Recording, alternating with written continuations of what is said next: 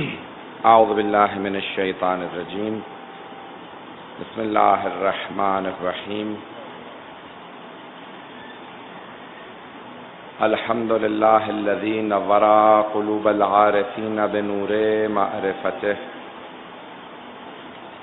واثبت فؤاد انبیائہ واولیائہ بقصص الانبیاء والمرسلین وأكمل إيمان المسلمين والمؤمنين بولاية علي أمير المؤمنين عليه السلام.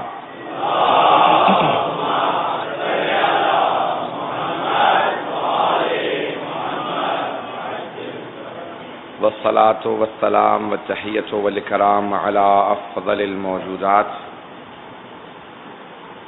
العبد المؤيد والرسول المسدد المصطفى الأمجد المحمود الأحمد أعني أبا القاسم محمد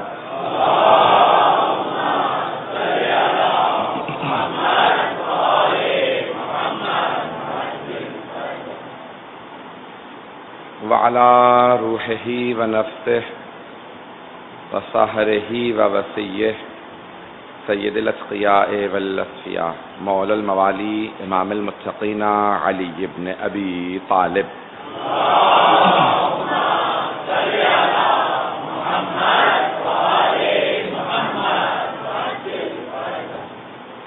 وعلی اوصیائہ لا سیما بقیت اللہ فی الارضین روحی وارواح العالمین لتراب مقدمہ الفدا واللعنة الدائمة على أعدائهم أجمعين من الآن إلى قيام يوم الدين. أما بعد فقد قال أمير المؤمنين لمالك أشتر في عهده إليه لما ولاه إلى مصر: الناس صنفان إما أخ لك في الدين أو نذيرك في الخلق. صلوات علی محمد وعلی محمد.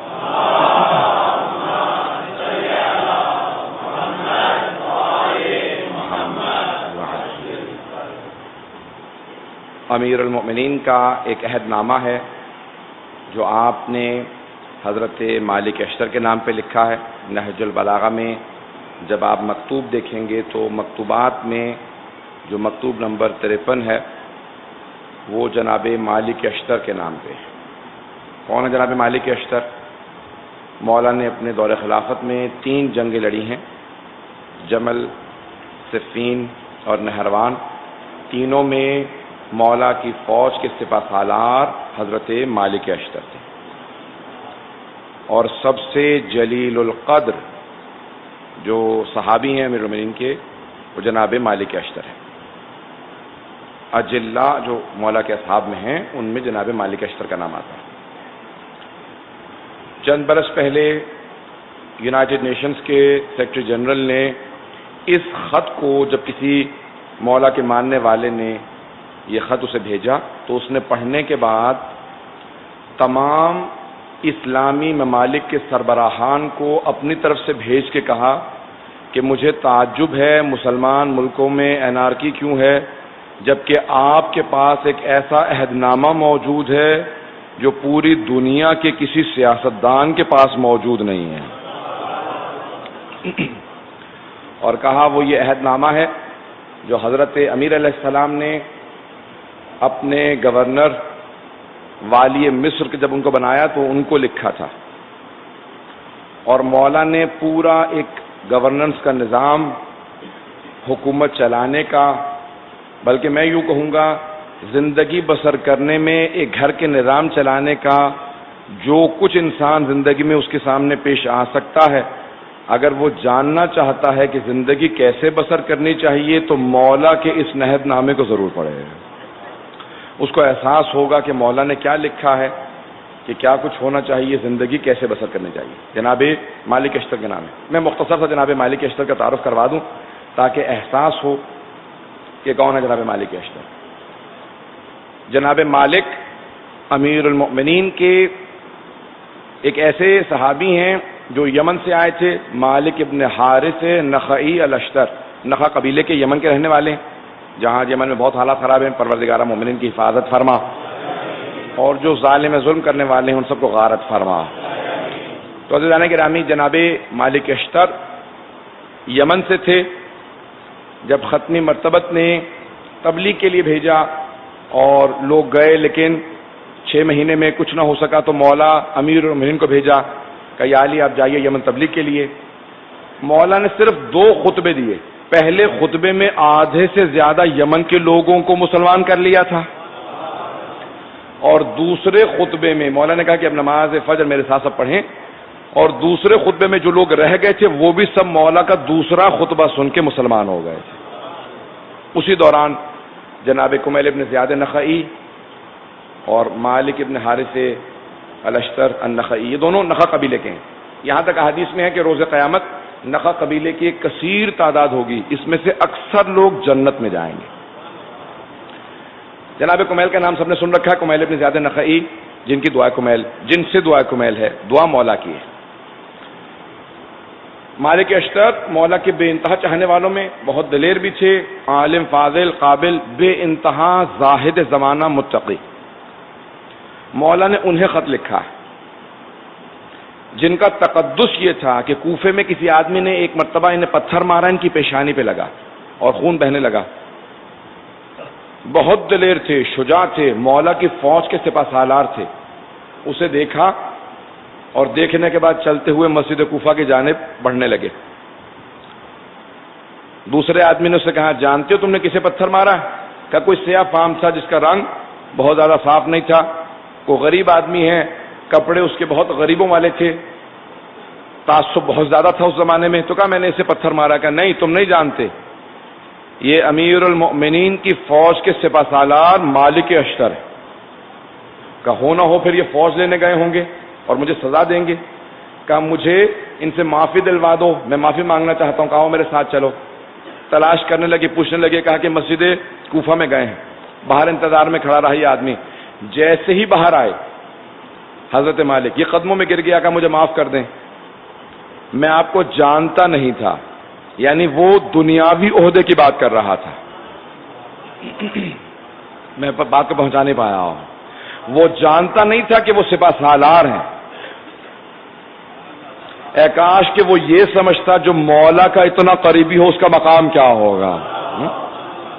کہا کہ میں جانتا نہیں تھا کہ آپ کون ہیں، اس لیے میں نے غلطی میں آپ کو پتھر مار دیا۔ کہا ہاں میں ابھی ابھی خدا کی بارگاہ میں 2 رکعت نماز پڑھ کے تیرے لیے توبہ کر کے آیا ہوں کہ پروردگارا اسے معاف کر دے، یہ جانتا نہیں کہ میں کون ہوں۔ یہ حضرت مالک اشتر ہے۔ عزیزان گرامی، ان کو مولا نے یہ عہد نامہ لکھا، اور اس عہد نامے کے اندر مولا نے تمام معاشرے کے جتنے گروہ ہیں سب کے متعلق کچھ نہ کچھ کہا ہے۔ میں نے صرف ایک جملہ انتخاب کیا، لیکن خطبہ مولا کا خط طولانی۔ جب موقع ملے تو ہر انسان چاہے ہر روز ایک سطر پڑھیں، ایک پیراگراف پڑھیں، پڑھتے رہیں، آپ کو احساس ہوگا اس میں کیا لکھا ہے۔ مولا نے کہا ہے مالک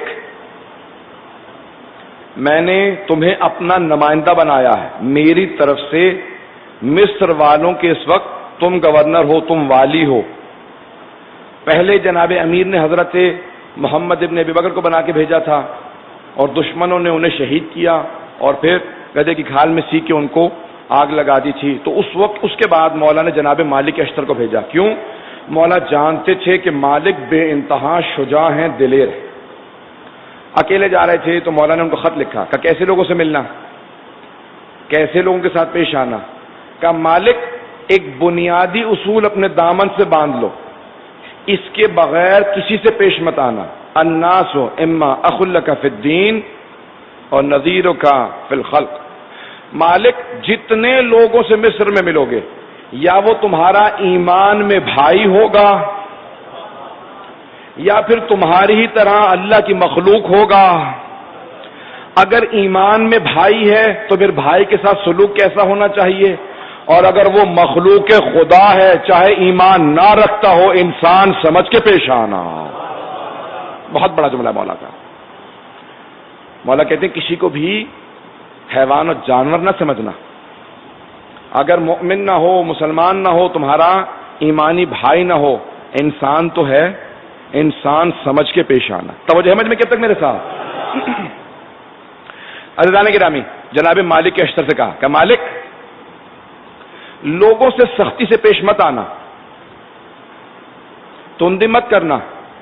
اگر کبھی کسی کا عیب دیکھ لو تو جیسے تم اللہ سے توقع رکھتے ہو کہ اللہ تمہارے عیبوں کو چھپاتا رہے، تم حاکم کی حیثیت سے لوگوں کے عیبوں پہ پردے ڈالنا، آشکار نہ کرنا. حاکم جب لوگوں کے عیب چھپاتا ہے تو اللہ روز قیامت اس پہ رحم کرتا. کہ مالک، پردہ پوشی کرنا، اللہ ستار العیوب ہے، اللہ عیبوں کو چھپاتا ہے. کبھی کوئی گناہ بھی کر لیتا ہے تو اللہ بیان نہیں کرتا اس نے گناہ کیا. کہ مالک، حاکم کے طور پہ کبھی بھی کسی کی دل آزاری نہ کرنا، سرزنش نہ کرنا. اگر کہنا بھی چاہو کہ لوگ اپنے اعمال کو درست کریں تو اس انداز سے بتانا کہ لوگ سننا پسند کریں، تمہاری بات پہ عمل کرنا پسند کریں. کاش ہمارے حکمران سمجھ پاتے. مولا پھر اگلے جملے میں کہتے ہیں مالک، اور قاضی شرح کو بھی لکھا مولا نے یہ خط کہ مالک، جب تمہارے پاس قضاوت کا کوئی مسئلہ آئے نا، قاضی شرح کو اسی مسئلے پہ ہٹایا تھا، کہا کہ میں بہت بڑا قاضی ہوں، آپ نے مجھے کیوں ہٹایا؟ تو مولا نے کہا دیکھ، جب میں دیکھ رہا تھا نا، تیرے پاس ایک ملزم کو پیش کیا گیا، مجرم کو نہیں. جب تک جرم ثابت نہ ہو تب تک الزام ہے، مجرم نہیں ہے. کہ میں نے محسوس یہ کیا تو اس سے اونچی آواز سے بات کر رہا ہے. جب تو حاکم کی نشست پہ بیٹھا ہے اور لوگوں سے اونچی آواز سے روب سے بات کرتا ہے تو ان کے دل میں خوف پیدا ہونے لگتا ہے، وہ اپنے ثبوت بے گناہی کے پیش کرنے میں کوتاہی کرنے لگتے ہیں. کہ خبردار، جب تک جرم ثابت نہ ہو جائے کبھی سختی سے پیش مت آنا. کہ تم میرے نمائندے ہو، کبھی کسی کو اپنے منصب اور عہدے سے خوف مت دلانا، لوگوں کے ساتھ اللہ کا خوف رکھتے ہوئے پیش آنا. پتہ نہیں میں پیش کر پا رہا ہوں یا نہیں پیش کر پا رہا ہوں. تو عزیزان گرامی، میں آج یہ جتنے بھی جملے ہیں مولا کے، جتنے بھی ہیں وہ سخت جملے ہیں، اسی کو پیش کروں گا. عزیزان گرامی، مولا کا عہد نامہ سب اہم، ایک ایک نقطہ اہم ہے. مولا فرماتے ہیں اے مالک، جب صحبت اختیار کرنے پہ آؤ تو علماء کی صحبت میں بیٹھنا، سیکھتے بھی رہو گے. اور جب معاشرے میں کوئی بات پھیلانا چاہو، کوئی اچھی بات رائج کرنا چاہو تو یاد رکھنا علماء کے ذریعے تمہاری باتیں معاشرے میں رائج ہوں گی. مجالست اختیار کرنا، صحبت اختیار کرنا تو علماء کی. اور جب بھی مشورہ لو، مشاور الحکماء، تو عقل مندوں سے مشورہ لینا، کیونکہ ان کے حکمت آویز مشورے تمہیں ترقی عطا کریں گے. کہ مالک، ایک بات یاد رکھنا، یہ دنیا فنا ہو جانے والی ہے، اس سے کبھی دل نہ لگانا. بہت لمبی زندگیاں پانے والے اگر آج دوبارہ بلا کے ان سے پوچھا جائے اتنی لمبی زندگی تھی، تم نے دنیا کو کیسا پایا، تو کوئی بھی تمہیں یہ نہیں کہے گا اتنی لمبی زندگی گزار کے گیا تھا بہت اچھا رہا. کہ مرنے کے بعد احساس ہوتا ہے زندگی فانی ہے، آخرت باقی ہے. عزیزان گرامی، ہم میں سے اکثر لوگ بعض اوقات غافل ہو جاتے ہیں کہ یہ زندگی موت کے لیے دی گئی ہے، آخرت بقا کے لیے دی جائے گی. کہ مالک، یہ دنیا فنا ہو جائے گی، اس سے رغبت نہ کرنا، اس سے دل نہ لگانا. جب جناب سلمان فارسی بھی جا رہے تھے تو کہا تھا اے سلمان، اس دنیا کی مثال اس رنگ برنگے خوبصورت سے سانپ کی مانند ہے جو دیکھنے میں بہت خوبصورت لگتا ہے لیکن جب ڈس لیتا ہے تو اذیت بہت زیادہ ہوتی ہے. کہ دنیا کو کبھی ڈسنے مت دینا، خود بخود احتیاط کرنا. اگر دنیا میں ملوث ہو جاؤ گے تو دنیا میں گم ہو جاؤ گے. تمہیں دنیا کے لیے نہیں، آخرت کے لیے بنایا گیا. عزیزان گرامی، یہ دنیا فانی ہے. آئیے ذرا جناب مالک کو اس عہد نامے میں مولا نے اور کیا وصیتی کے پیش کرنا چاہتا ہوں. میں قرآن کا جو اسلوب ہے نا کہ واقعات پیش کرنے کے بعد سخت بات کو ذرا آسان کر دیا جاتا ہے، تو کوشش کرتا ہوں کہ سہارا لیتا رہوں تاکہ گفتگو بہت زیادہ خشک نہ ہو جائے. عہد نامہ علمی ہے، تمام حکمرانوں کے لیے ہے، لیکن میں سمجھتا ہوں کہ ہر انسان اپنے آپ کو حاکم سمجھتا ہے، کم از کم اپنی زندگی کا. اگر اسے وہ اصول معلوم ہو جائیں کہ جن اصولوں کے تحت زندگی بسر کرنی چاہیے تو وہ زندگی بھی آسان ہو جائے گی اور اس انسان کی آخرت بھی آسان ہو جائے گی. تو جناب امیر علیہ السلام کی عظمت پہ صلوات پڑھیں محمد وعلی محمد.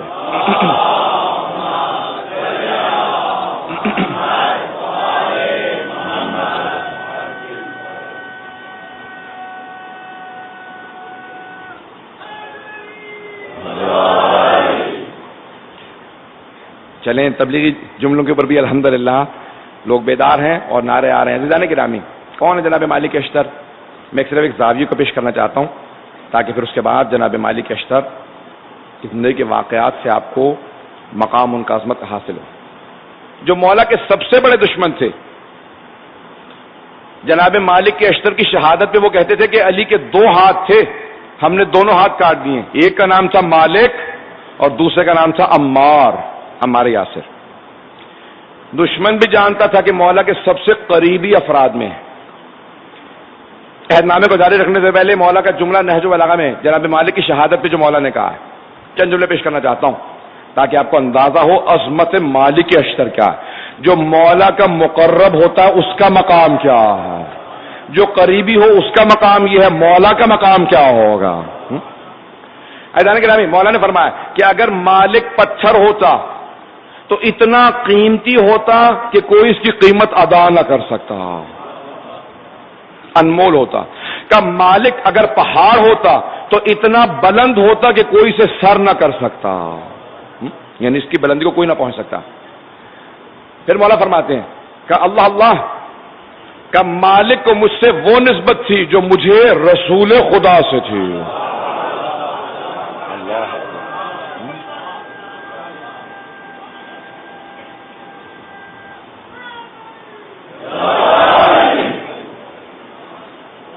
کانا لی کما کنت لرسول اللہ، مالک کو مجھ سے وہ نسبت تھی جو رسول خدا سے مجھے تھی. کیا مطلب؟ یعنی جس طرح میں رسول خدا کے سامنے سپر بن کے کھڑا رہتا تھا، کوئی آنچ نہیں آنے دیتا تھا، مالک میرے تمام دشمنوں کے مقابلے میں ایسے کھڑا رہتا تھا سیسے پلائی ہوئی دیوار کی طرح سے کہ خبردار جہاں مولا کا پسینہ گرے گا میں خون بہا دوں گا.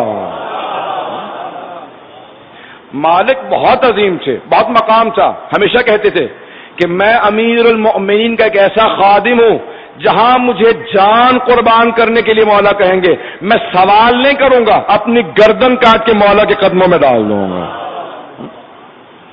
تو پھر مولا نے جب وہ عہد نامہ لکھا تو اس مالک اشتر کے نام لکھا کہ جس کی عظمت کا اندازہ لوگوں کو نہیں تھا.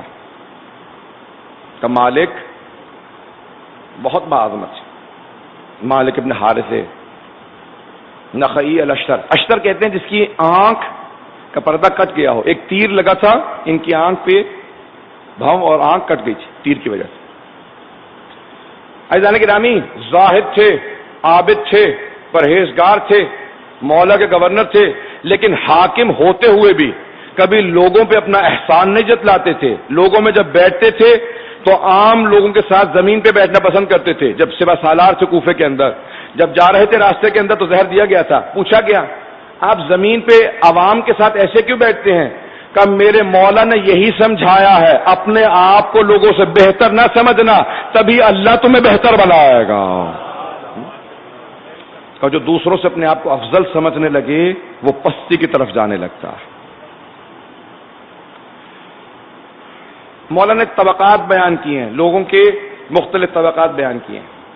میں وہ طبقات پیش کرنا چاہتا ہوں جو امیر المؤمنین نے نہج البلاغہ میں پیش کیے ہیں. اگر سننا پسند فرمائیں گے جزانے گرام، صلوات پڑھیں گے جناب امیر علیہ السلام کی عظمتوں پر.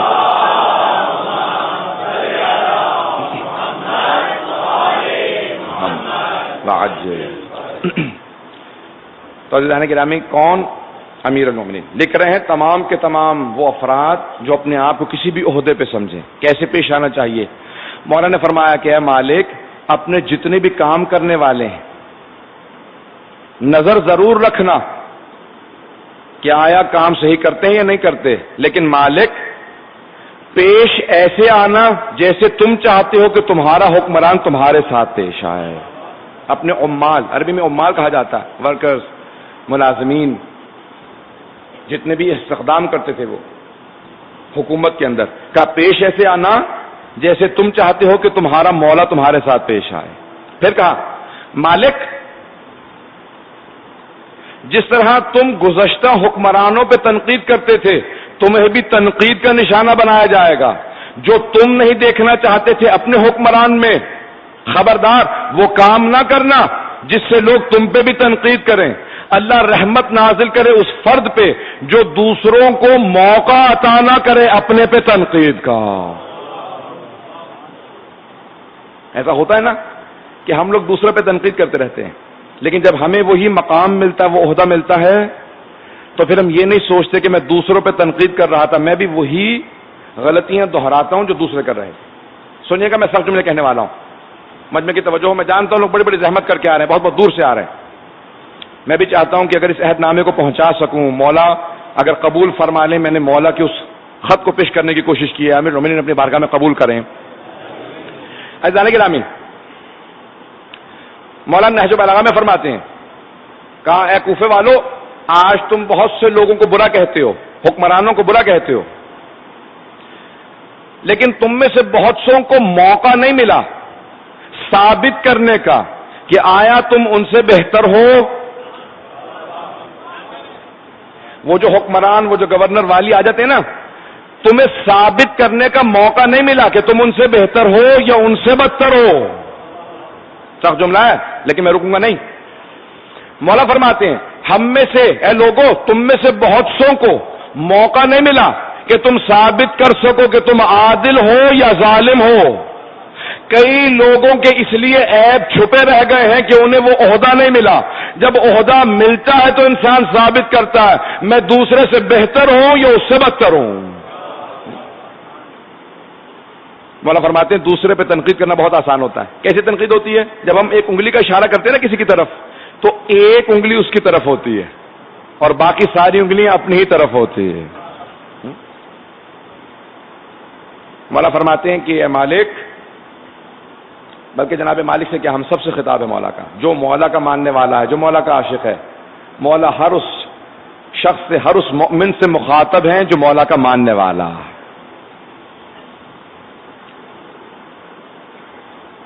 کہتے ہیں تمہیں ثابت کرنے کا موقع نہیں ملا، لوگوں سے مخاطب ہے۔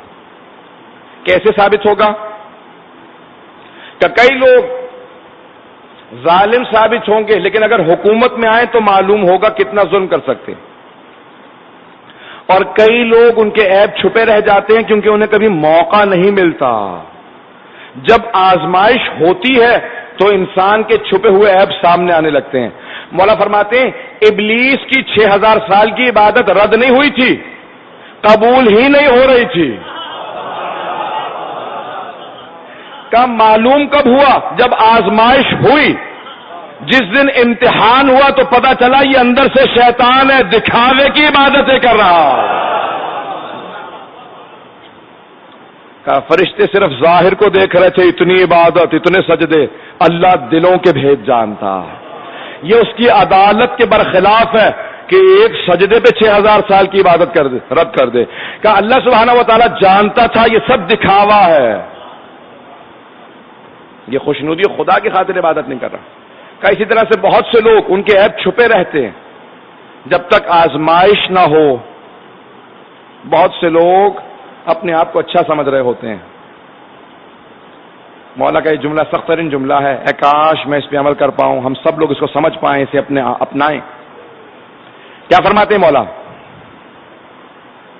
کہتے ہیں دوسروں سے متعلق حسن ظن رکھو اور اپنے متعلق سوء ظن رکھو، لیکن ایسا ہوتا نہیں ہے۔ حسن ظن یعنی اگر سوچنا چاہو نا کہ یہ لوگ کیسے ہیں تو کہا سب کو اچھا سمجھو، اور اپنے متعلق سوچو کہ نہیں میں اچھا نہیں ہوں، لیکن ہوتا برعکس ہے۔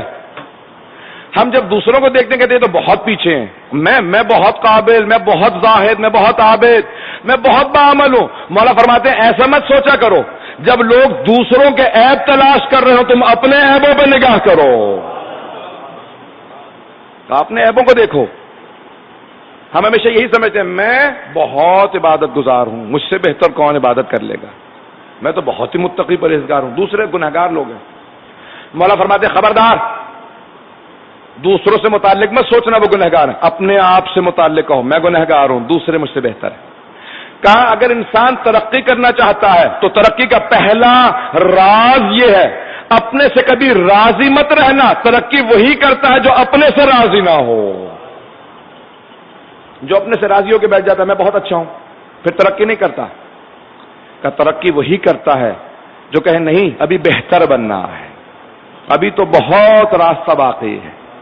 توجہ ہے مجھ میں کہ میرے ساتھ زیادہ سخت گفتگو تو نہیں ہے۔ عزیزان گرامی، امیر المؤمنین اپنے شیعوں کو ترقی کرتا دیکھنا چاہتے ہیں کہ لوگ آگے بڑھیں، جب راستے پہ چلیں تو رک نہ جائیں۔ پانچویں امام کی حدیث ہے نا، امام محمد باقر علیہ السلام فرماتے ہیں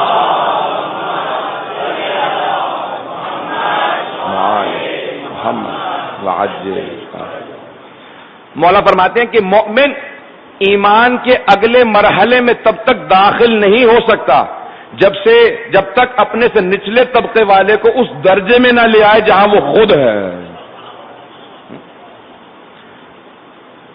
کہ مالک تین لوگوں سے کبھی مشورہ نہ لینا، تین طبقات سے کبھی مشورہ نہ لینا۔ دوست رہے تمہارے لیکن مشورہ کبھی نہ لینا۔ سننا چاہیں گے عزیزان گرامی؟ مولا فرماتے تین طبقات سے کبھی مشورہ نہ لینا۔ اگر دوست بھی ہو اور پہلی اس میں صفت ہو، کون سی؟ اگر بزدل ہو، مولا فرماتے ہیں بزدل سے کبھی مشورہ نہ لینا، کیونکہ ہمیشہ تمہیں خوف دلاتا رہے گا، ڈراتا رہے گا۔ مالک اگر دوست بھی بزدل ہو تو کبھی مشورہ نہ لینا، چاہے دشمن دلیر ہو، شجاع ہو، اس سے مشورہ لے لینا، بزدل دوست سے مشورہ نہ لینا۔ گہرائی ہے۔ دوسرا طبقہ مولا کہتے ہیں مالک کبھی بخیل سے مشورہ نہ لینا۔ بخیل ہمیشہ سخاوت سے روکے گا، لوگوں پہ کرم کرنے سے روکے گا۔ مالک حکمران کی پہلی صفت یہ ہونی چاہیے کہ جس کے آ سکے کام ضرور آئے، لوگوں میں سخاوت ضرور کرے۔ کہ مالک اس لیے بخیل سے مشورہ مت لینا۔ مولا تیسرا طبقہ کون ہے جس سے مشورہ نہ لیں؟ کہ مالک کبھی بھی لالچ رکھنے والے سے مشورہ نہ لینا، حریص سے، لالچی سے مشورہ نہ لینا۔ وہ ہمیشہ کہے گا نہیں یہ رکھ لو، یہ کام آئے گا، یہ رہنے دو۔ کہا یاد رکھو جو اپنا سوچتا ہے، خود غرض ہوتا ہے، اسے اللہ سے رحم کی توقع نہیں ہونی چاہیے۔ اگر کسی کو ایک دو گے اللہ سے 100 کی توقع رکھو۔ کہ وہ اللہ رحمان و رحیم ہے لیکن ان کے کام آتا ہے جو لالچ نہیں رکھتے۔ عزیزان گرامی، مولا نے کتنے طبقات کو پیش کیا، معاشرے کے اندر کیسے کیسے لوگ ہوتے ہیں۔ میں آخر میں تھوڑے سے فضائل بھی پیش کر دوں گا تاکہ بہت سے لوگ کیونکہ جو فضائل سنیں اس کے بعد توقع رکھے ہوں گے کہ میں اور کچھ فضائل پیش کروں گا انشاءاللہ کہ آخر میں تھوڑا سا مولا کا جنگ کا نقشہ پیش کروں گا۔ آج گلا ساتھ نہیں دے رہا لیکن پھر بھی میں پورا زور لگا کے پیش کر رہا ہوں کہ مولا کا عہد نامہ کہیں اس کے اندر کوئی خیانت نہ ہو جائے، کہیں کمی نہ رہ جائے۔ مولا کتنا عظیم یہ عہد نامہ ہے۔ مولا فرماتے ہیں معاشرے کے اندر مختلف طبقات پائے جاتے ہیں۔ مالک وہ طبقہ جو محرومیت کا شکار ہے انہیں محروم نہ رکھنا، اگر دینے کے لیے کچھ نہ ہو تو توجہ ضرور دینا، انہیں محبت ضرور دینا، کیونکہ محروم جس کے پاس کچھ نہیں ہوتا، جو غریب ہوتا ہے، کہ وہ بعض اوقات تھوڑی سی محبت سے راضی ہو جاتا۔ مولا فرماتے ہیں محروم طبقہ بہت امیدیں لگا کے نہیں بیٹھا ہوتا، صرف پیار سے گفتگو کر لو تو اسی پہ خوش ہوتا ہے کہ میرا حکمران مجھ سے محبت سے بات کر رہا ہے، کیا بہت جلدی راضی ہو جاتا ہے۔ مالک معاشرے کے اس امیر طبقے کی زیادہ صحبت اختیار نہ کرنا جو بہت زیادہ دولت رکھتے ہیں، کیونکہ کبھی ایسا نہیں ہوگا کہ تم دولت مند کے ساتھ زیادہ اٹھو بیٹھو اور تمہیں احساس نہ ہو کہ اللہ نے ایک نعمت اسے دی ہے، وہ دولت کی نعمت ہے جو میرے پاس نہیں ہے۔ پتہ نہیں سمجھا پایا ہوں یا نہیں؟ کہ جب دولت دیکھو گے نا دوسرے دولت مندوں کے ساتھ بیٹھو گے تو تمہیں بار بار ایک احساس ہوگا اللہ نے اسے دولت دی ہے مجھے نہیں دی، کہ احساس کمتری کا شکار بھی ہو جاؤ گے، اور دوسرے اللہ سے شکوہ بھی کرو گے، پروردگارہ تو نے اسے دیا مجھے نہیں دیا، کہ شکوہ نہ کرنا۔ اللہ کو شکوہ پسند نہیں ہے، اللہ کو شکر بہت زیادہ پسند ہے۔ لَإِن شَكَرْتُمْ لَأَزِيدَنَّكُمْ، اگر شکر ادا کرو گے تو ہم اور زیادہ عطا کریں گے۔ مجھے نہیں معلوم میرے اتنے سخت جملوں کے بعد کتنے لوگ ابھی تک میرے ساتھ ہیں۔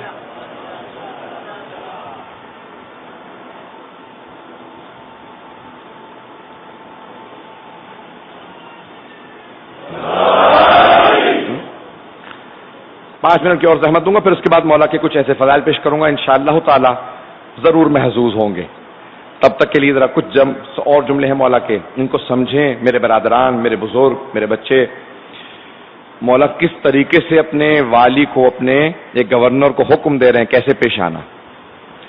فرماتے مالک معاشرے کے ہر طبقے کو اہمیت دینا، مالک وہ جو باعمل ہیں اور بے عمل ہیں، باعمل سے اچھی طرح پیش آنا، بے عمل سے بھی اچھی طرح پیش آنا، لیکن باعمل کو زیادہ اہمیت دینا تاکہ وہ اپنے عمل میں کمی نہ کرے، اور بے عمل کو اتنی ترغیب دلانا کہ وہ گناہوں کو چھوڑنا شروع کر دے۔ مالک جب بھی مسجد میں جانا تو سب سے کمزور کو نگاہوں میں رکھ کے نماز پڑھانا، کبھی ایسا نہ ہو تم اپنی طاقت کے حساب سے نماز پڑھاؤ اور کمزور افراد تنگ آنے لگے۔ مالک کمزوروں کو ذہن میں رکھنا، طاقتوروں کو ذہن میں رکھ کے نماز نہ پڑھانا۔ دیکھیں مولا نمازیوں تک کا خیال رکھ رہے ہیں۔ ہم کیسے امام کے ماننے والے ہیں کہ معاشرے کے ہر طبقے کا خیال رکھنے والے امام، اتنا رحمدل امام۔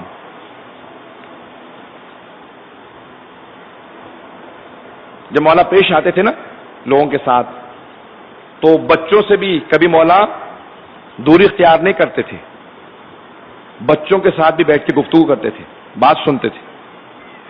یہاں تک کہ ایک وصیت میں الفاظ ہیں کہ بچوں جتنا کچھ کہہ رہا ہوں ہر بات کو حفظ کرنا، یاد کرنا، یاد رکھنا، کیونکہ آج تم بچے ہو کل کے معاشرے کے تم ہی پیشوا ہوگے،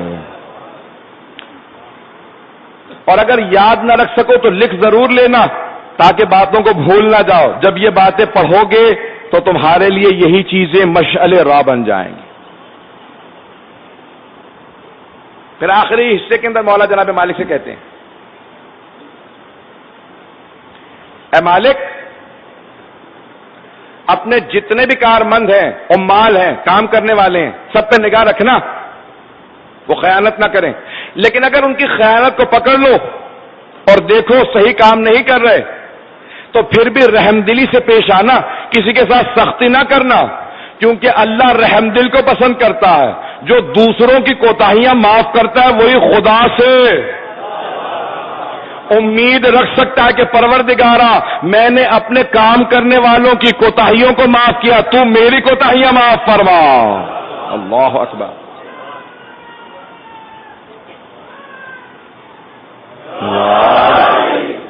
اور فرماتے جانے کی راہ میں ہم کتنے باعظمت امام کے ماننے والے ہیں۔ ہم ایسے امام کے ماننے والے ہیں جنہوں نے اپنے غلاموں تک کو ایک ایسا افتخار دیا ہے۔ میں صرف یہ نوجوانوں کی خاطر جملہ پیش کر رہا ہوں، واقعہ سن رکھا ہوگا سب نے، اشارہ کر کے آگے بڑھوں گا، اور پھر چند جملے مولا کے فضائل کے جو میں نے آپ سے وعدہ کیا کہ جب مولا، دو کپڑے ہیں مولا کے پاس پوشاک کے لیے، جب ایک خیاط کے پاس گئے نا، کہا کہ یہ دو کپڑے ہیں، ایک میرا کرتا سی دے اور ایک میرے اس غلام قمبر کا کرتا سی دے، پوشاک سی دے۔ جناب قمبر افریقہ کے رہنے والے تھے، سیاہ فام تھے، کمزور تھے، لیکن لوگ انہیں ظاہری طور پہ کمزور سمجھتے تھے، ایمان میں پہاڑ تھے۔ اب جو مولا کی غلامی میں رہا ہو اس کا مقام کیا ہوگا؟ تو جیسے مولا نے کہا نا کہ ایک کرتا اس کے لیے، ایک پوشاک اس کے لیے، ایک میرے لیے، تو کہیں خیاط نے سوال کیا کہ مولا یہ دو کپڑے ہیں، دونوں کی جو نوعیت ہے نا کپڑے کی وہ مختلف ہے، ایک بہت ہی بارزش قیمتی کپڑا ہے، دوسرا بہت سادہ اور زیادہ قیمتی نہیں ہے، تو کون سا کپڑا استعمال کروں آپ کے لیے اور کون سا آپ کے غلام کے لیے؟ تو جناب قمر فوراً خود بولے پہلے، کہا عجیب خیاط ہے، تجھے معلوم نہیں یہ آقا ہے؟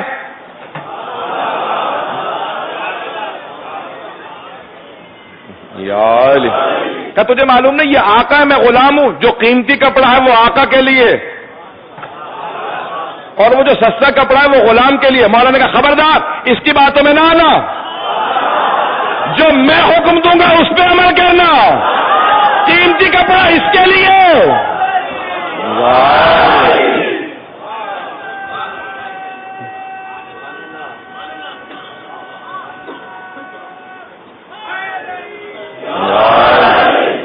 مولانا نے کہا اس کی باتوں میں مت آنا، وہ جو قیمتی کپڑا ہے وہ اس کے لیے پوشاک سی دینا، اور وہ جو بہت کم ورزش کپڑا جس کی قیمت زیادہ نہیں اس کی پوشاک میرے لیے۔ کہ مولا کیوں جبکہ آپ آقا ہیں؟ کہ یہ جوان ہے میں بوڑھا ہوں۔ اللہ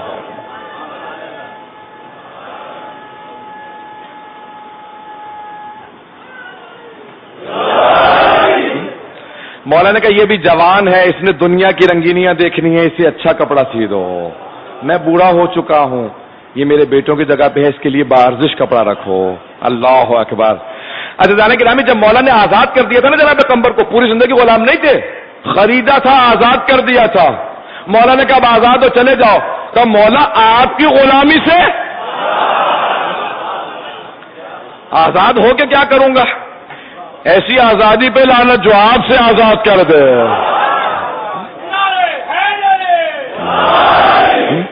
بے انتہا عاشق تھے امیر المومنین کے، بے انتہا عاشق تھے، اور ہمیشہ مولا کے ساتھ رہا کرتے تھے۔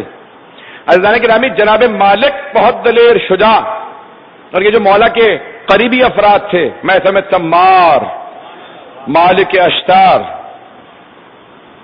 حضرت کمیل ابن زیاد النخعی اور حضرت قمبر، لوگوں نے ان غلاموں سے متعلق لکھا، مولا کے جو پروردہ تھے کیسے ہوتے ہیں، یہ سارا میں نے عہد نامہ آپ کے سامنے پیش کیا ہے تاکہ بتا سکوں اگر مثال دیکھنی ہو تو مولا کے غلاموں میں تلاش کریں۔ آئندہ میں پیش کر رہا ہوں جملوں کو۔ عزیزان گرامی، جب جناب امیر علیہ السلام سے پوچھا گیا کہ آپ کا سپہ سالار کون ہوگا، صفین کی جنگ کے لیے جا رہے ہیں، کہا مالک اشتر ہوگا۔ جو راوی ہے نا، مورخ ہے، اس نے لکھا کہ فوج تیار ہو رہی تھی، مولا فوج کی تیاری میں تھے، ایک مرتبہ آپ اپنی سواری پہ سوار ہونے کے بعد چلنے لگے، کہا میں بہت تیزی سے دوڑا کہ میں دیکھنا چاہتا ہوں علی چلیں گے کیسے۔ کہا جب چلنے کے لیے تیار ہوئے، آپ اپنے بلبل پہ سوار تھے، جب چل رہے تھے تو آپ کے دائیں طرف اور بائیں طرف دو بہت خوبصورت جوان تھے، جن کی اتنی خوبصورتی تھی محسوس ہوتا تھا حسن بنا ان کے لیے۔ کسی سے پوچھا یہ دونوں کون ہیں؟ کہ حسن سے سمجھ نہیں آتا، ایک حسن ہے دوسرا حسین۔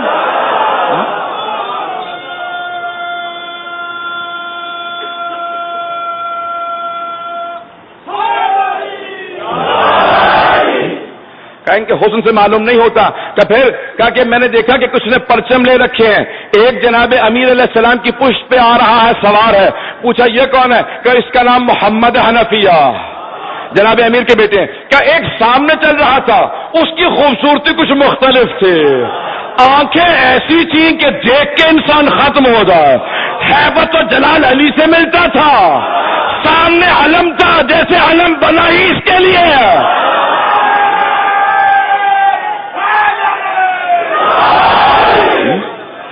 کہ میں نے سوال کیا اس کا نام کیا؟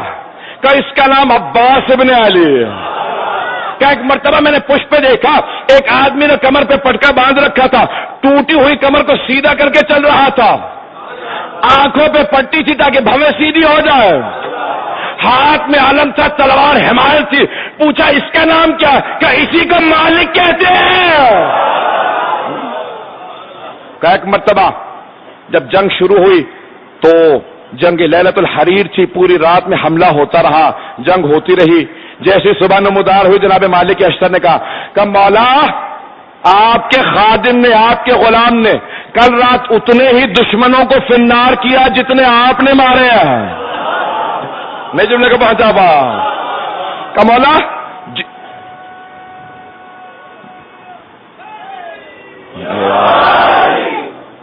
کہ مولا جتنے آپ نے منافق و کافر فی النار کیے ہیں اتنے ہی میں نے بھی. تو مولا مسکرا کے پوچھنے لگے کہ مالک ذرا اس سارے مجمع کو سمجھاؤ پتہ تمہیں کیسے چلتا ہے کہ میں نے کیسے قتل کیا اور تم نے کتنے قتل کیے؟ کہ مولا جب بھی آپ قتل کرنا چاہتے ہیں کسی دشمن خدا کا تو آپ اللہ اکبر کہتے ہیں. میں اللہ اکبر سن کے سمجھ جاتا تھا کہ میرے مولا کی ذوالفقار چلی، میں آگے بڑھتا تھا، میں بھی دشمن کو مارتا تھا. کہ مالک لیکن تمہارے مارنے میں اور میرے مارنے میں بڑا فرق ہے. کہ مولا جانتا ہو کہ مالک تمہارے سامنے جو دشمن آیا تم نے قتل کر دیا، میں نے پیشانی کو دیکھ کے سولب کو پڑھ کے اگر اس کی نظر میں ایک بھی شیعہ تھا چھوڑ دیا.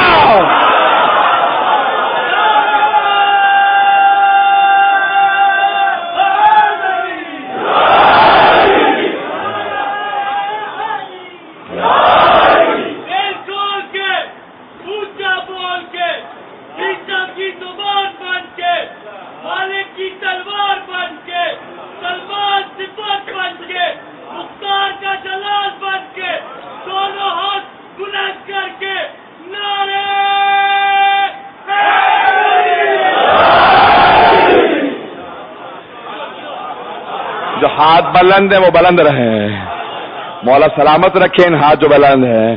عزیزان گرامی جناب امیر علیہ السلام نے کہا کہ مالک میں نے اگر کسی کی پیشانی سے صبح کو پڑھنے کے بعد دیکھا کہ اگر ایک بھی اہل ایمان تھا میں نے گلا نہیں کہا تھا.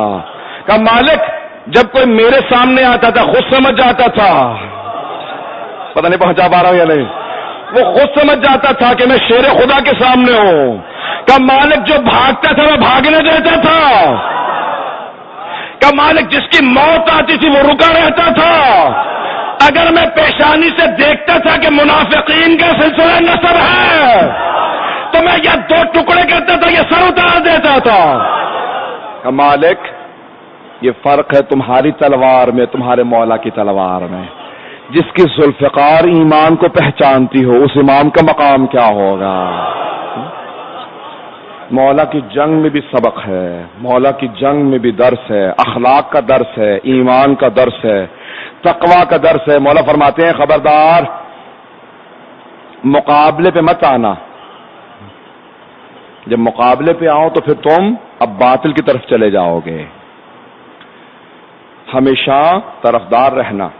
عزیزان گرامی میں صرف ایک واقعہ پیش کرنے کے بعد مسائل کی طرف آؤں گا، اور یہ خاص طور سے نوجوانوں کی اس محبت کو ولایت کو دیکھتے ہوئے پیش کر رہا ہوں کہ جس عقیدت کے ساتھ آپ لوگ یہ مجالس سن رہے ہیں، اور میں اپنے ٹوٹے پھوٹے الفاظ میں جو کچھ پیش کر سکتا ہوں پیش کر رہا ہوں. عزیزان گرامی کون ہے جناب امیر علیہ السلام جنہوں نے کیسے کیسے غلاموں کو تربیت کر کے ایمان کا اتنا بڑا پہاڑ بنا دیا. ذرا میں پیش کرنا چاہتا ہوں کہ ایک مولا کے چاہنے والے کا نام میں اس سمے تمار ہے.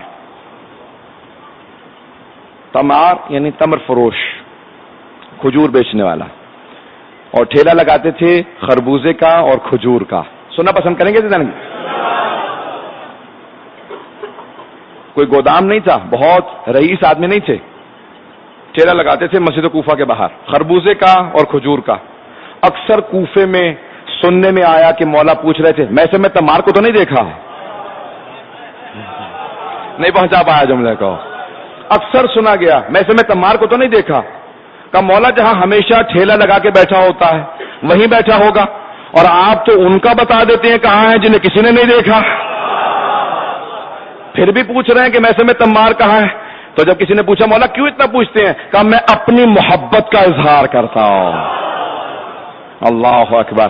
کہا میں دنیا کو بتانا چاہتا ہوں میں کتنی محبت کرتا ہوں. جناب میں سے میں تمار بہت سادہ، آپ کہیں کہ بہت کوئی پیسے والے، بہت کوئی قابل فارغ نہیں. جو کچھ سیکھا تھا امیر کی، حضرت امیر کی بارگاہ میں سیکھا تھا. تو مولا سے کہا کہ مولا، اب وہ مولا سے پوچھنا چاہ رہے تھے کہ مولا کتنی محبت کرتے ہیں. کہ مولا کیسے پتا چلے کسی شخص کا کہ وہ آپ سے کتنی محبت کرتا ہے. اب مولا جانتے تھے کہ اپنے متعلق پوچھ رہے ہیں کہ میں کتنی محبت کرتا ہوں. تو مولا مسکرائے. کہ میں یہ بہت آسان سوال ہے. کہ مولا آپ کے لیے آسان ہے، میں تو سوچ سوچ کے پریشان ہوں کہ معلوم کیسے ہو کس کے دل میں کتنی محبت ہے. کہ میثم دوسروں کے دل کو مت دیکھو، اپنے دل میں جا کے دیکھو. میثم یاد رکھو جتنی محبت تم مجھ سے کرتے ہو اس سے زیادہ میں تم سے کرتا ہوں. بہت بڑا جملہ مولا کا.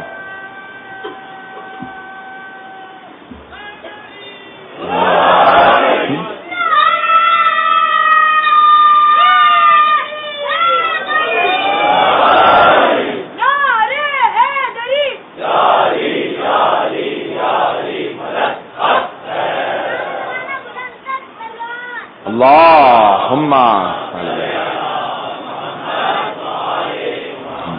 وعجل فرجہ. عزیزان گرامی، بس یہ خدا سلامت رکھے ان ماں اور باپوں کو جنہوں نے ایسے بچوں کی تربیت کی ہے جو آج بھی امیر المومنین کا نام لیتے ہیں. عزیزان گرامی، آج نام لینا بہت آسان ہے. آپ سمجھتے ہیں حالات خراب ہیں؟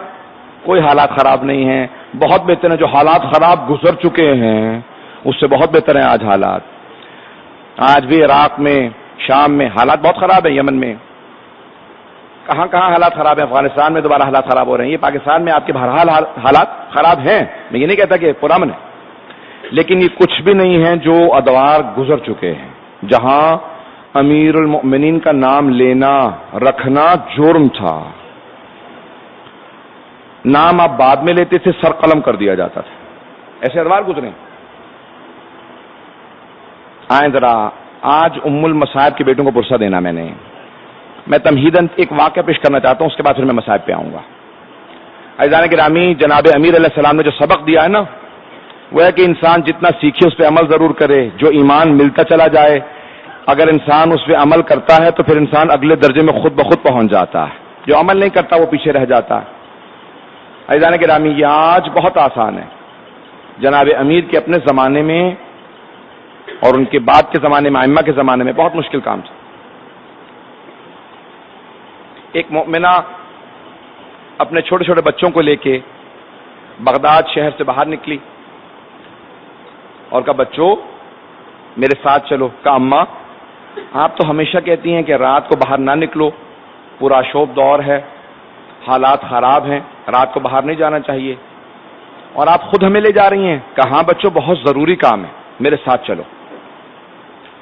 یہ مومنہ اپنے چھوٹے چھوٹے بچوں کو، ظاہراً سیدزادی تھیں، بچوں کو لیا اور بغداد شہر سے باہر چلی گئی.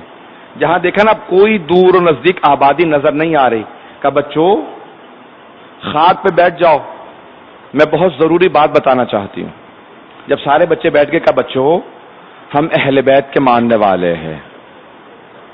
کہا ماں اہل بیت کون ہے؟ ماں نے تعارف کروایا. کہا بچوں محرم کا مہینہ شروع ہو گیا، اس مہینے میں ہمارے مولا حسین کو شہید کیا گیا تھا.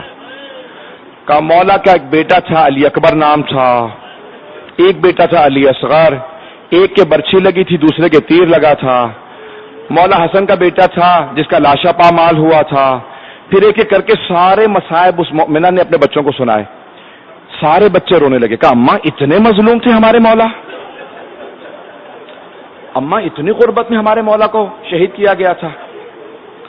جب سارے بچے رونے لگے نا تو اس مومنہ نے کہا بچوں اے میرے آنکھوں کی ٹھنڈک، بچوں تم میں سے کسی کو یہ مصائب یاد ہو گئے جو میں نے بھی بتائے تھے؟ تو ایک بچے نے کہا اماں مجھے یاد ہو گئے.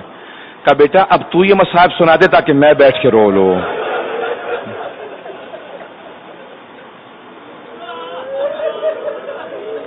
کہا اب میں رونا چاہتی ہوں، کچھ دیر کے لیے تو مجھے یہ مصائب سنا دے. یہ عزاداری آپ کو بڑے سکون سے ملی ہے. جہاں جہاں پہ بھی لوگ عزاداری میں جا رہے ہیں، عزاداری برپا کر رہے ہیں، بانیان پروردگار سب کی حفاظت فرما. لیکن لوگوں نے بڑی بڑی زحمتوں میں عزاداری کی ہے. عزادارہ نے سید مظلوم، بڑے بڑے سخت مصائب آئے ہیں اہل بیت علیہ السلام کے ماننے والوں پہ. آج جس بی بی کو امام سجاد نے ام المصائب کہا، جس امام نے خود اتنے مصائب دیکھیں، اس بی بی کو پرسہ پیش کرنا ہے. اس لیے میں تھوڑا سا زیادہ وقت لینا چاہ رہا تھا کہ جناب ام المصائب کا مصائب، کہ جس بی بی کو رسول خدا نے جب آغوش میں لیا نا تو بہت دیر تک روتے رہے. جب روتا دیکھا رسول خدا کو، جناب سیدہ سے رہا نہ گیا. کہا بابا جان اتنا رو رہے ہیں آپ؟ کہا بیٹی یہی تو وہ ام المصائب ہے جو بھائی کے ساتھ جائے گی اجڑ کے واپس آئے گی. جناب زینب کبریٰ، جناب امیر علیہ السلام بے انتہا بی بی سے محبت کرتے تھے. ہر باپ کو بیٹیوں سے محبت ہوتی ہے، ہر باپ کو، لیکن اگر باپ علی ہو اور بیٹی زینب ہو. میں یہاں پہ روک کے صرف جملہ کہوں گا پھر آگے بڑھ جاؤں گا. مولا کو اتنی محبت تھی کہ خود امام حسن مجتبیٰ سے کہا تھا کہ بیٹا حسن مجتبیٰ مجھے میری بیٹیاں بہت یاد آ رہی ہیں. مولا نے اپنا دارالخلافہ منتقل کر دیا تھا، مدینے سے کوفہ چلے گئے تھے. کہا بیٹا میری بیٹیوں کو کوفے لے آؤ، لیکن بیٹا علیک باللیل، رات میں سفر کرنا، یہ رسول خدا کی نواسیاں ہیں، دن میں ان کی سواری نہ چلے. جب امام حسن مجتبیٰ کوفے پہنچے نا تو مولا نے آواز دی، اے کوفے والو آج رات کوئی اپنے گھر سے باہر نہ آئے. کسی نے پوچھا مولا کیوں؟ کہ آج نبی کی نواسیاں کوفے میں آ رہی ہیں. آج سب لوگ اپنے اپنے گھر میں رہنا، کوئی باہر نہ نکلے.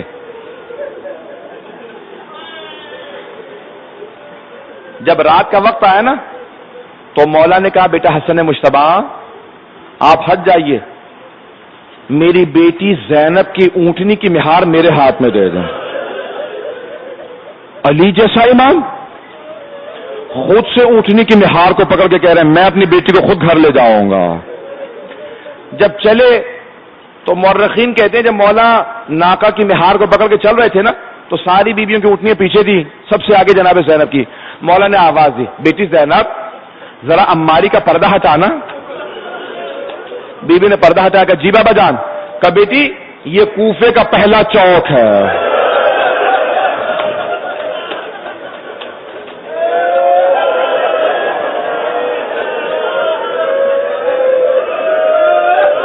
اجرکم اللہ. بی بی نے یہ جملہ سنا، آج کوئی بے ہوش نہ ہو جائے، میں تو بہت سخت مسائل پڑھنے والا تھا. جیسے کہا نا یہ پہلا چوک ہے، بی بی نے پردہ گرا دیا. ذرا مولا آگے لے کے بڑھے. مولا نے کہا بیٹی زینب ذرا پردہ ہٹانا. کہا جی بابا جان. جب پردہ ہٹایا مولا نے کہا بیٹی یہ کوفے کا بازار ہے.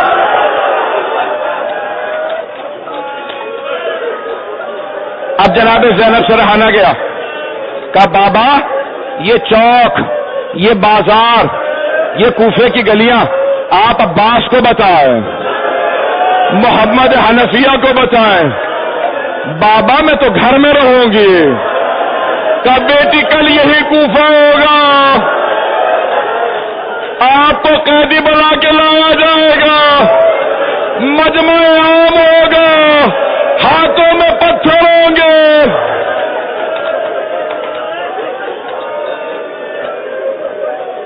اجرکم اللہ،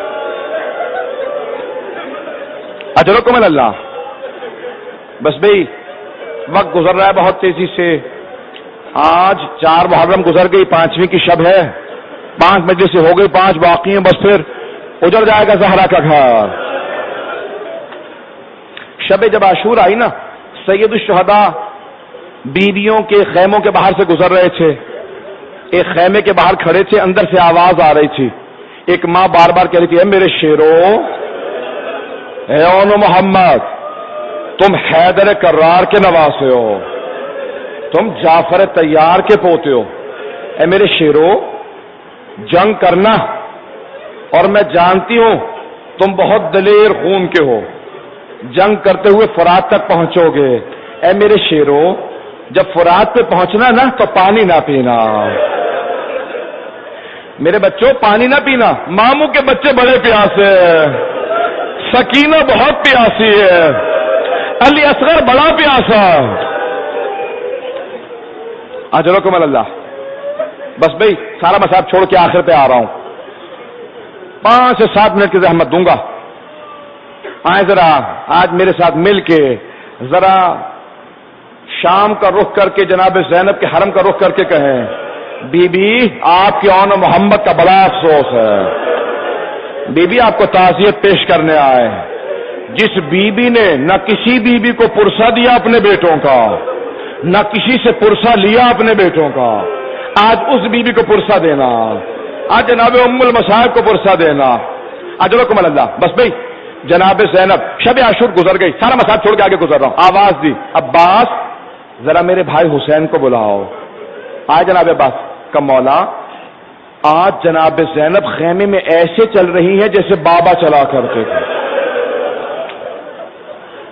آئے جناب سید الشہداء کا بہن کیا بات ہے؟ کہ بھیا آپ میرے اون محمد کو اجازت نہیں دے رہے؟ کہا کہ زینب نہ جانے عبداللہ ابن جعفر طیار راضی بھی ہے ان کی شہادت سے یا راضی نہیں ہے، میں کہیں شہادت کے لیے بھیج دوں؟ کہ نہیں بھیا عبداللہ نے وصیت کی تھی، زینب اگر جنگ کی نوبت آئے تو اون محمد کو پہلے بھیجنا۔ کہ بھیا میرے بیٹوں کو اجازت دے دیجئے، میرے حق کا واسطہ، بھیا میرے حق کا واسطہ، میرے بیٹوں کو نہ روکنا۔ بس ایک مرتبہ سید الشہداء نے دونوں بیٹوں کو بلایا، اپنے ہاتھوں سے زرہ پہنائی، کہا عباس ذرا ایک کو سوار کرا دو، دوسرے کو خود سید الشہداء نے بازو پکڑ کے سوار کرایا۔ دونوں بیٹے ایک مرتبہ حملہ کیا، اون نے محمد کو آواز دی، کہا بھیا میمنے پہ حملہ کرنا، میں میسرے پہ حملہ کروں گا، پھر دونوں قلب لشکر پہ ملیں گے، ماموں کے دشمن عمر سعد کا سر قلم کر دیں گے۔ جیسے قلب لشکر پہ پہنچے نا تو عمر سعد نے آواز دی، کہا یہ ہاشمی جوان ہے، ساری فوج نے حملہ کیا، جیسے قریب سے وار ہونے لگا نا ایک کے سر میں گرز لگا، دوسرے کے سر میں تلوار لگی، آواز دی ماموں ہماری مدد کرو۔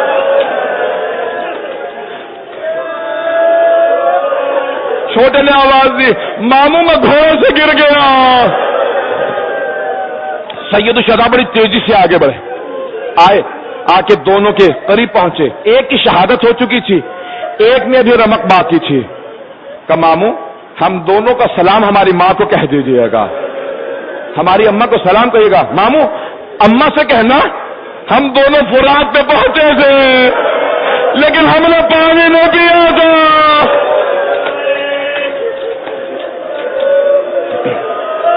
اجرکم اللہ، میں نے تمام کر دیا، بس 2 منٹ کی زحمت دوں گا۔ سید الشہداء نے دونوں لاشیں اٹھائے، لاشیں اٹھا کے خیموں میں واپس لائے، تمام بیویاں آ گئیں لیکن جناب زینب نہیں آئے۔ سید الشہداء نے آواز دی، فضہ ذرا میری بہن سے کہو بیٹوں سے وداع کر لیں۔ جناب فضہ نے کہا بی بی آپ کو آپ کے بھائی نے بلایا، کہا اپنے بیٹوں سے وداع کر لیں۔ آئیں جناب زینب کبریٰ، اگر دیکھ سکے تو پیش کروں۔ آ کے دونوں بیٹوں کے لاشوں کے بیچ میں بیٹھے، دونوں کے سینوں پہ ہاتھ رکھے، کہا اون محمد مجھے بتاؤ میں کسے حسین پہ قربان کروں؟ اٹھے بی بی، گریہ نہیں کیا، کسی سے پرسہ نہیں لیا۔ ایک مرتبہ 11 محرم کا دن نمودار ہوا، بی بی کے ہاتھوں میں رسیاں بدھی، اسیر بنا کے لے جائے گئیں۔ بی بی جب گزر رہی تھی نا لاشوں کے درمیان سے، دیکھا بیٹوں کے لاشیں نظر آ رہے، ماں کا دل تھا آنکھیں بند کر لیں، کہ اون محمد الوداع، ماں جا رہی ہے بیٹا۔ کیوں نہیں روتی تھی؟ تاکہ کسی اور بیوی کا دل نہ ٹوٹ جائے کہ اب جناب زینب جو پہاڑ ہے صبر کا وہ بھی رونے لگی ہے، تب دوسری بیویاں صبر نہیں کر سکیں گی۔ آنکھوں میں بیٹوں سے سلام کیا، وداع کیا، چلی گئیں، کوفے پہنچی، کوفے سے بی بی شام گئیں۔ جب شام سے رہائی ملی نا شہداء کے سر واپس آنے لگے۔ جب 2 سر آئے نا تو ساری بیویوں نے جناب زینب کو دیکھا، جناب زینب نے نگاہوں کو جھکا لیا۔ وہ جو 2 سر لایا تھا نا اس نے سوال کیا کیا ان 2 سروں کی وارثہ خیموں میں جل کے مر گئی ہے؟ کیوں کوئی بیوی سر نہیں لیتی؟ جناب فضہ نے کہا یہ 2 سر مجھے دے دو، یہ میری آقا زادی کے بیٹے ہیں۔ کہا بی بی بیٹوں سے وداع تو کر لو۔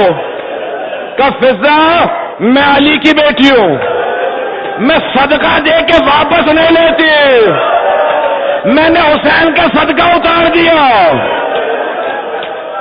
اجرکم اللہ۔ چلی شام سے لیکن بیٹوں کو یاد نہیں کیا. 40 پہ پھر آئی چہلم پہ کربلا, ہر قبر پہ گئی, مرثیہ کہا, بیٹوں کا مرثیہ نہیں کہا. واپس مدینے گئی, پہلے نانا کے روضے پہ گئی, کہا نانا آپ کے حسین کی سنانی لائی ہوں. ایک مرتبہ بتایا بڑے سید الشہداء کے مصائب پڑے, بیٹوں کا تذکرہ نہیں کیا. پھر ماں کی قبر پہ گئی, ایک کرتا نکالا, کہا اماں یہ آپ کے حسین کا کرتا. قبر پہ کرتا بچھایا, روایت کے الفاظ سے قبر پہ زلزلہ آنے لگا. بی بی نے کہا اماں برداشت نہیں ہوا؟ اماں آپ نے کرتا دیکھا, اماں میں نے 70 قدم کے فاصلے سے شمر کو سینے پہ سوار دیکھا. بس سن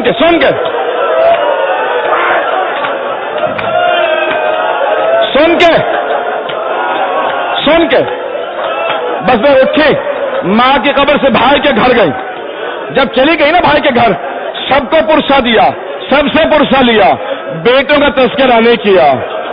جناب عبداللہ بن جعفر طیار نے بلا بھیجا, کہا سید سجاد اپنی پھپھی سے کہو گھر واپس آ جائے, اگر میری طرف دیکھ سکے. آخری جملے پیش کر رہا ہوں. جناب زینب اٹھی, چلی اپنے گھر واپس. وہ ماں جس نے کربلا میں بیٹوں کو یاد نہیں کیا تھا, جس نے شام میں بیٹوں کو یاد نہیں کیا, چہلم پہ بیٹوں کو نہیں یاد کیا, نانا کے روزے پہ بیٹوں کا تذکرہ نہیں کیا, ماں کی قبر پہ بیٹوں کا شکوہ نہیں کیا, لیکن آخر ماں تھی. جیسے ہی گھر چلی بی بی لرزنے لگی, کلیجہ منہ کو آنے لگا. جیسے گھر پہنچی 2 مسلح بچھے دیکھے, اٹھا کے سینے سے لگائے, کہ محمد میرا اس گھر میں دل نہیں لگتا, مجھے کوئی لے جاؤ, ہائے میرے بچے مارے گئے. آخری جملے کی زحمت دوں گا, میں دعا نہیں کراؤں گا آج. میں تو دیکھیے گا آخری جملے پیش کر رہا ہوں. ابھی بی بی بیٹھی رو رہی تھی, جناب عبداللہ بن جعفر طیار گھر میں آئے. جیسے گھر میں آئے نا جناب عبداللہ بن جعفر طیار, بی بی کو پہچان نہیں سکے. کیا دیکھا, کوئی بی بی بیٹھی رو رہی ہے, سر کے بال سفید ہیں. کہا بی بی آپ ہمارے گھر میں کیوں آئی ہیں؟ میری زوجہ موجود نہیں ہے. بی بی نے دونوں ہاتھ سر پہ رکھے, کہا عبداللہ پہچانا نہیں؟ عبداللہ میں زینب ہوں. عبداللہ ہم لٹ گئے, برباد ہو گئے, اور محمد مارے گئے. نہ جانے کیا دیکھا جناب عبداللہ نے, زمین پہ گر گئے, پھر اٹھے پھر گرے. جب دوسری مرتبہ گرے نا, جناب زینب نے سوال کیا, عبداللہ کیا بات ہے, بیٹوں کی شہادت برداشت نہیں ہو رہی؟ کہا نہیں زینب, وہ دونوں حسین پہ قربان, میں ہوتا میں بھی قربان ہو جاتا. زینب میرے ایک سوال کا جواب دو. کہ عبداللہ کیا؟ زینب یہ کلائیوں پہ نشان کیسے؟ کہ عبداللہ ہاتھوں میں رسیاں, شرابی کا دربار, کوفے کا بازار, ماتم حسین